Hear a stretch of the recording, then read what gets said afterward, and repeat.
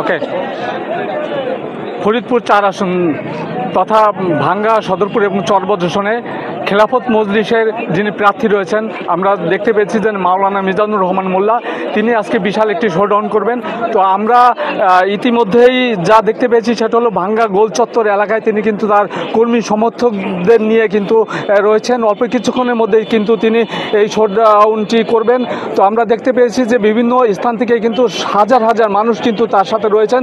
অল্প কিছুক্ষণের মধ্যেই তিনি তার শোডাউনটি শুরু করবেন। তো আজকে এই ফরিদপুর 4 আসনের যিনি প্রার্থী রয়েছেন, আমি তার কাছে জানতে চাইব যে আপনি যে খেলাফত মজলিসের প্রার্থী হিসাবে আপনাকে মনোনয়ন দেওয়া হয়েছে, তো আপনি যদি নির্বাচিত হতে পারেন তাহলে এই ফরিদপুর 4 আসনের জনগণের জন্য কি কি কাজ করবেন?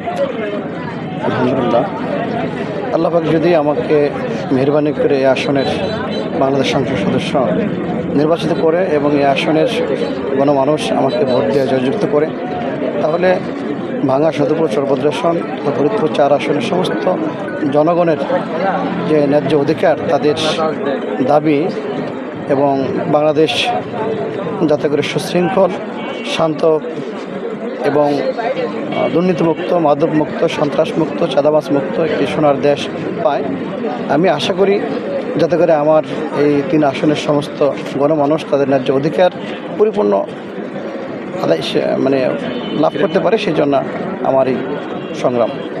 আপনি জয়ের ব্যাপারে কতটুকু আশাবাদী?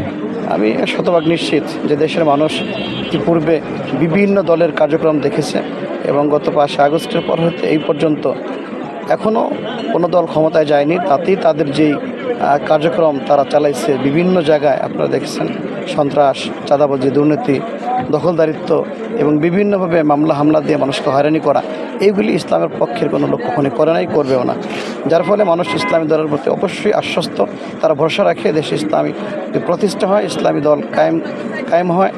এদেশে যদি আল্লাহর যেই পথের রাহবার যারা কাজ করে যায়, আল্লাহর দিন কায়েম করতে চায়, ইসলামী দলগুলি যদি বাস্তবায়ন হয়ে আসে, অবশ্যই তারা শান্তি থাকতে পারবে।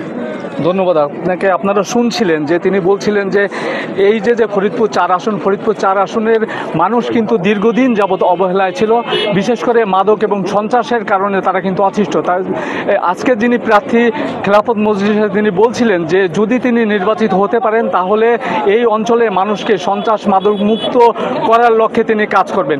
তো এই ছিল ফরিদপুরের 4 আসন থেকে আমার কাছে খেলাফত মজলিসের শোভাযাত্রার সর্বশেষ খবর।